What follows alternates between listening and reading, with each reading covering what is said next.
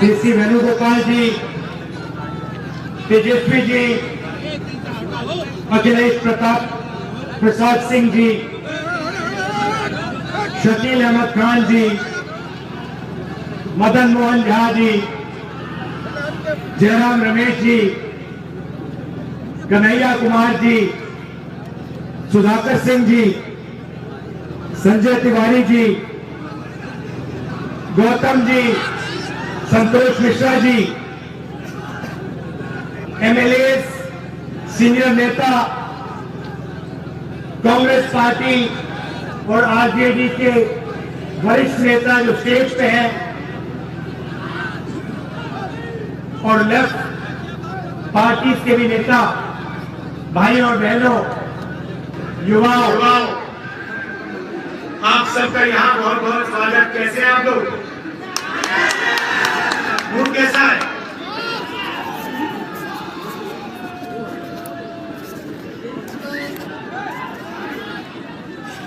एक साल पहले हमने भारत जोड़ो यात्रा की, कन्याकुमारी से कश्मीर तक चले, 4000 किलोमीटर चले, लाखों लोगों के साथ चले। क्यों? क्योंकि बीजेपी ने, आरएसएस की विचारधारा ने हिंदुस्तान में नफरत और हिंसा फैला। हम अपनी बात मीडिया में रखते हैं, मीडिया वाले हमारी बात को दिखाते नहीं है। मीडिया में आपको 24 घंटा नरेंद्र मोदी जी दिख जाएंगे, ऐश्वर्या राय जी दिख जाएंगी, मोदी जी के साइड में अमिताभ बच्चन घूमते हुए दिख जाएंगे, शाहरुख खान, आजकल कभी कभी नीतीश कुमार जी भी दिख जाएंगे, मगर तेजस्वी जी और मैं नहीं दिखने वाले। क्यों? मीडिया हमारा ही नहीं है, मीडिया तो अदानी जी का है, मीडिया तो मोदी जी का है, बड़े बड़े अरबपतियों का है, किसानों का तो नहीं है, मजदूरों का नहीं है, छोटे दुकानदारों का नहीं है। हम उनकी बात रखते हैं तो मीडिया में हमारी जगह नहीं बनती। इसलिए हमने भारत जोड़ो यात्रा की, 4000 किलोमीटर हम आपके साथ, हिंदुस्तान की जनता के साथ मिलकर चले। और यात्रा में से हम दोनों की विचारधारा का एक नारा निकला। किसी ने लिखा नहीं, अपने आप भीड़ में से एक नारा निकला। एक आदमी आता है, मेरी ओर दौड़ते हुए आता है, मुझे कहता है, राहुल जी, ये आप 4000 किलोमीटर चल रहे हो, मैं जानता हूं आप क्या कर रहे हो। मैंने कहा, बताओ क्या कर रहा हूं? कहता है, आप नफरत के बाजार में मोहब्बत की दुकान खोल रहे हो। और यही हमारी विचारधारा है। आप तेजस्वी जी का चेहरा देखो, ठीक से देखो, ये आपको हर टाइम मुस्कुराते हुए दिखेंगे। ये देखो, मुस्कुरा रहे हैं। लालू जी आपको मुस्कुराते हुए दिखेंगे। कांग्रेस पार्टी के हमारे नेता बने, वो सब मुस्कुरा रहे हैं। और बीजेपी के नेताओं को चेहरा देखो, नरेंद्र मोदी को देखो, अमित शाह को देखो, राजनाथ सिंह को देखो, तो चेहरा ऐसे होता है। पता नहीं क्या हो गया इन लोगों को, ये खुशी नहीं होते, नफरत फैलाते हैं और 24 घंटा किसी न किसी के बारे में उल्टी सीधी बात करेंगे।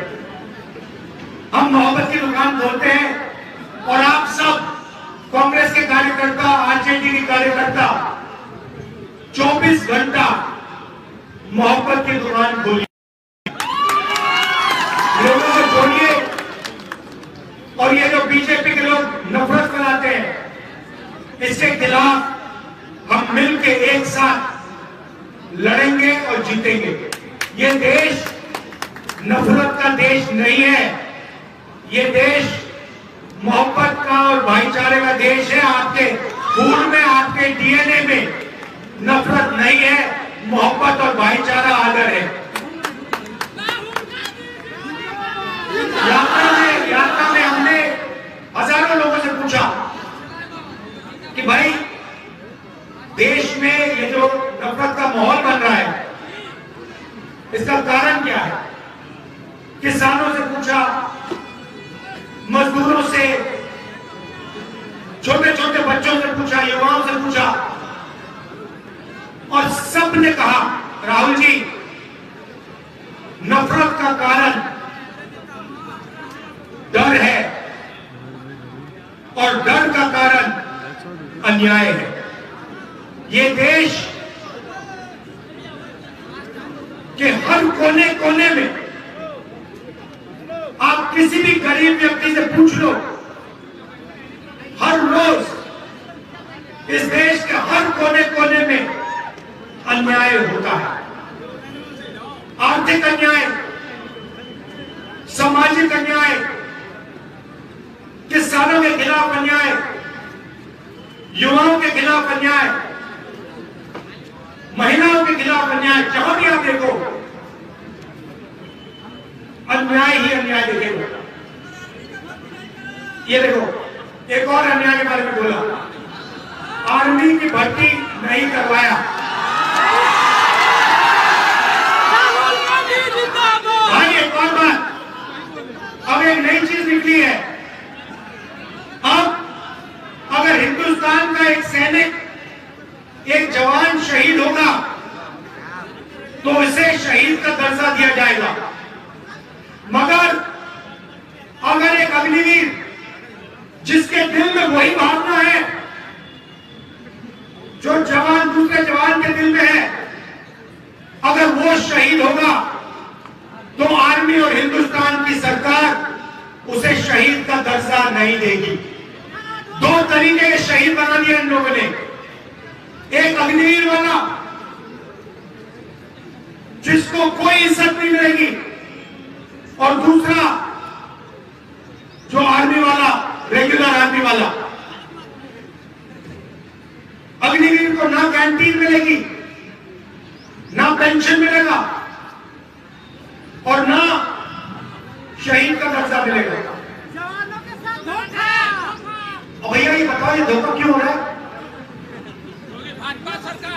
नहीं भाई, क्योंकि ये हिंदुस्तान की डिफेंस का बजट जो है, ये जवानों की ट्रेनिंग में नहीं डालना चाहते, ये जवानों की रक्षा में नहीं डालना चाहते, ये अदानी के लिए हथियार खरीदने के लिए हिंदुस्तान के बजट का पूरा पैसा उसको देना चाहते हैं, इसलिए हुआ ये।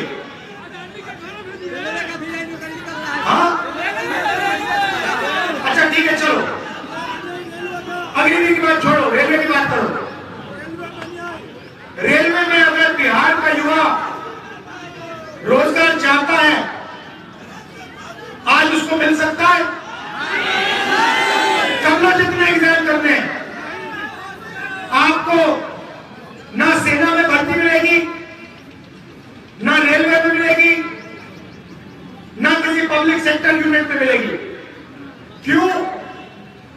क्योंकि दिल्ली की सरकार चाहती है कि आप सब लोग कॉन्ट्रैक्ट के मजदूर बनो। अग्निवीर जो है उसको अग्निवीर नाम दिया है, मगर वो कॉन्ट्रैक्ट लेबर का आदमी है। सच्चाई है, उसे जब भी उनको निकालना हो निकाल सकते हैं, बिना पूछे, बिना पेंशन, बिना मदद, बिना कुछ उसको उन्हें बाहर भेज सकते हैं।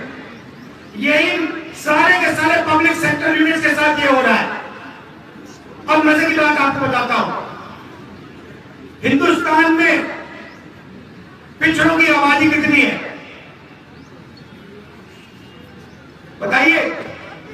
अच्छा एक बात बताओ, यहां पे पिछड़े वर्ग के लोग हैं, हाथ उठा के दिखाओ। ये देखा पिछड़े वर्ग को हो ना? आज की हिंदुस्तान में आबादी कितनी है? 50%।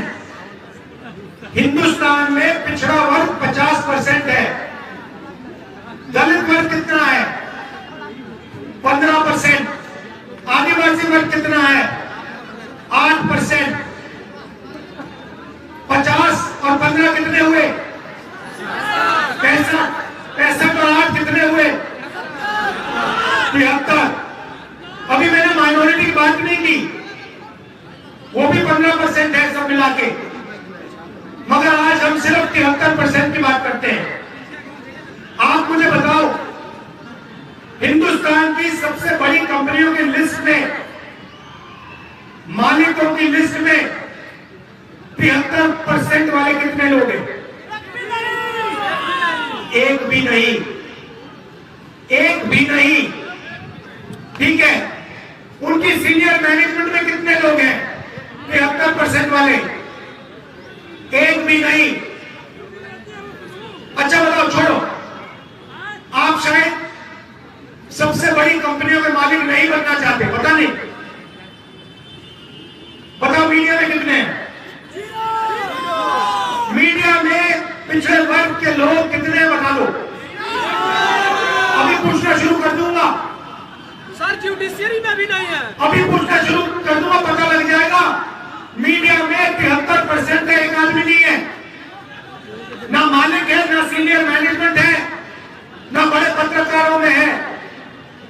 चलो मीडिया छोड़िए, हाई कोर्ट में बता दीजिए। हाई कोर्ट 650 जजेस हैं, मेरे पास यहां आंकड़ा है, 650 जजेस हैं हाई कोर्ट में। मुझे बता दो 73%, 73% के कितने हैं, बता दो। 650 में से एससी वर्ग के, एसटी वर्ग के और ओबीसी वर्ग के अगर आपने सारे के सारे मिला दिए तो 100 हैं। तो कोर्ट में भी आपकी हिस्सेदारी नहीं, कॉर्पोरेट हिंदुस्तान में आपकी हिस्सेदारी नहीं, मीडिया में आपकी हिस्सेदारी नहीं। प्राइवेट अस्पताल की लिस्ट, प्राइवेट यूनिवर्सिटी कॉलेज की लिस्ट निकालो, उसमें आपका एक मालिक नहीं मिलेगा, सीनियर मैनेजमेंट में आपका एक आदमी नहीं मिलेगा। तो ना आप कोर्ट्स में, ना कॉर्पोरेट इंडिया में, ना मीडिया में, ना हाई कोर्ट में, ना प्राइवेट अस्पतालों में, ना पब्लिक सेक्टर में, कहां हो आप लोग? ये 73% आबादी कहां है?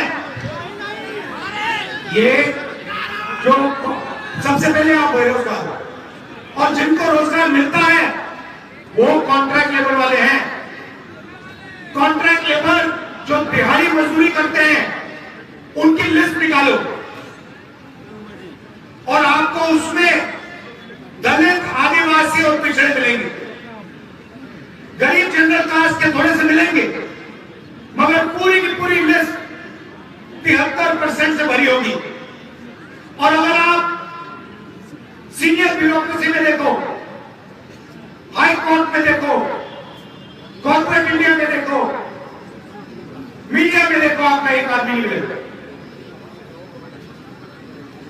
आपने मीडिया में कभी किसान का चेहरा देखा है? मजदूर का देखा है? अच्छा बताओ, आप सब ने राम मंदिर का इनॉग्रेशन देखा? देखा टीवी पे? देखा? मोदी जी ने राम मंदिर का पूरा इनॉग्रेशन किया, देखा आपने? अच्छा मुझे बताओ, उसमें आपको अदानी दिखा, अंबानी दिखा, अमिताभ बच्चन दिखा, ऐश्वर्या राय दिखी, हिंदुस्तान के सब एक्टर दिखे? उसमें आपको गरीब किसान दिखा, मजदूर दिखा? कहां थे वो लोग? वो भैया मजदूरी कर रहे थे, वो भूखे मर रहे थे, वो बेरोजगार हैं। राम मंदिर के इनॉग्रेशन में नरेंद्र मोदी, अमिताभ बच्चन, ऐश्वर्या राय, हिंदुस्तान के सबसे अमीर लोग, अरबपति, अदानी, अंबानी, बिरला, सारे के सारे दिखे, मगर एक गरीब व्यक्ति नहीं दिखा, एक किसान नहीं दिखा, एक मजदूर नहीं दिखा, एक छोटा दुकानदार नहीं दिखा। दो हिंदुस्तान बन रहे हैं, एक 10-15% वाला पूरा का पूरा धन इनके